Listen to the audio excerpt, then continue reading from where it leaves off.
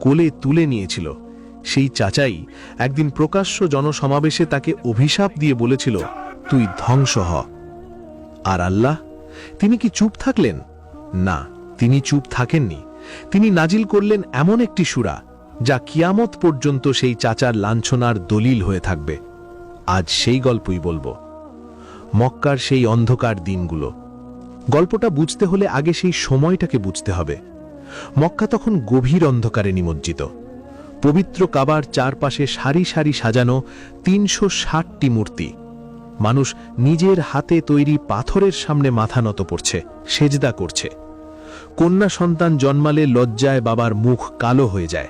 অনেকে সেই নিষ্পাপ শিশুকে জীবন্ত মাটিতে পুঁতে ফেলে। দাসদের পশুর মতো হাটে বেচাকেনা চলে। শক্তিশালী দুর্বলকে পিষে ফেলে। ন্যায় অন্যায়ের কোনো মাপকাঠি নেই। ঠিক এমন সময়ে আল্লাহ তার প্রিয় হাবিবকে নবুয়ত দিলেন। প্রথম ৩ বছর দাওয়াত ছিল গোপনে, ঘরে ঘরে, বিশ্বস্ত মানুষদের কাছে, ফিসফিস করে সত্যের বাণী পৌঁছে দেওয়া। হযরত খাদিজা রাদিয়াল্লাহু আনহা ঈমান আনলেন। হযরত আবু বকর রাদিয়াল্লাহু আনহু ঈমান আনলেন।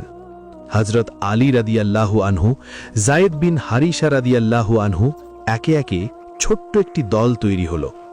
তারপর এলো সেই মুহূর্ত, আল্লাহর পক্ষ থেকে নতুন হুকুম নাজিল হল।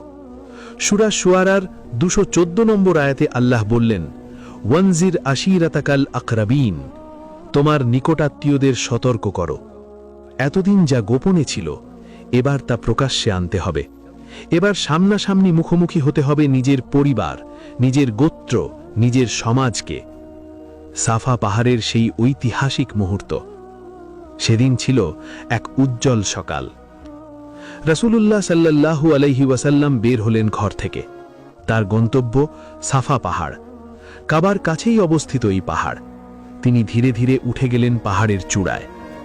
সেখানে দাঁড়িয়ে তিনি উচ্চস্বরে ডাক দিলেন, ইয়া সাবাহা, ইয়া সাবাহা। আরবে এই ডাকের বিশেষ অর্থ ছিল। এই ডাক মানে কোনো বড় বিপদ আসছে, শত্রু সেনা আক্রমণ করতে পারে, সবাইকে এক্ষুনি জড়ো হতে হবে। মুহূর্তের মধ্যে খবর ছড়িয়ে পড়ল গোটা মক্কায়। মানুষ দৌড়ে আসতে লাগল। কে ডাকছে? কি হয়েছে? বানু হাশিম এলো, বানু উমাইয়া এলো, বানু মখজুম এলো, বানু আব্দে মানাফ এলো। মক্কার প্রতিটি গোত্রের মানুষ এসে জড়ো হলো সাফা পাহাড়ের পাদদেশে।